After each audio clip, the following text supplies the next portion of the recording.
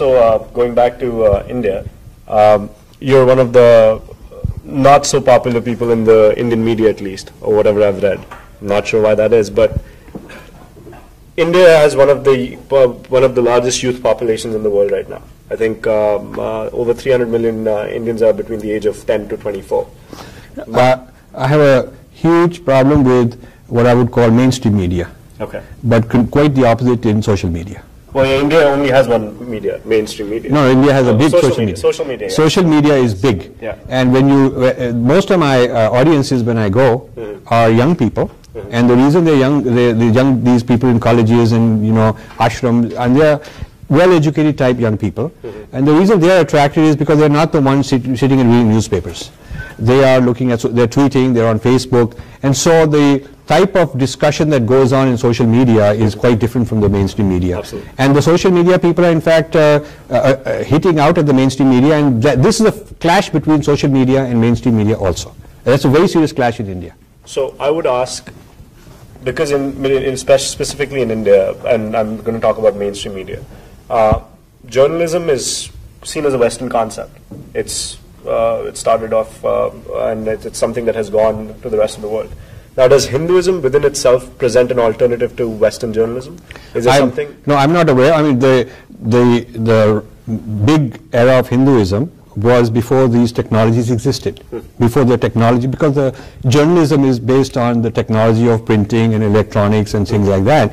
So naturally, since these technologies came from here, the models on how you do this stuff, the formats also came from here. So you have to say that these are mainly Western kind of ideas. But what Hinduism needs is the Hindu version, Hindu equivalent of Al Jazeera. That's what Hinduism needs. And Fox TV.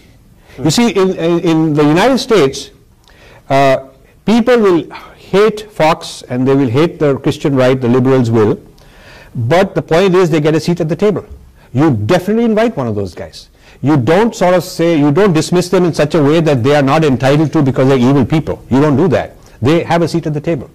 If there's a president, no matter what party he's from, and there's a press meeting, those guys are there. They will also be asking questions. So Fox, despite its extreme right wing, has a kind of some status of legitimacy for its people and very large audiences. Yeah. So you have MSNBC on the left, you have Fox on the other side, you have CNN dancing around.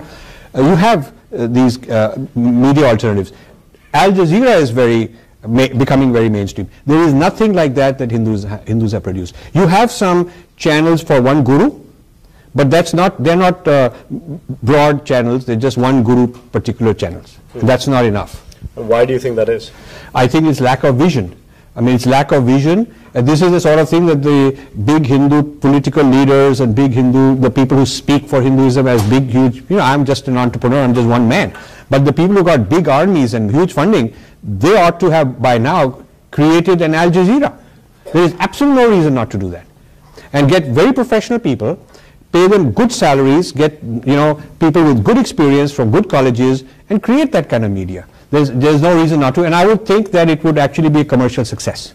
My feeling is that, like, Fox makes a lot of money, Al Jazeera is huge, they get a lot of advertising because there's circulation, there's viewership. So I think the same would happen for Hinduism, that if they were well produced, not sort of in the face, saffron, dogmatic, not that much, but presenting news, presenting everything from documentaries to cricket matches to whatever is going on, and giving the aura of balance.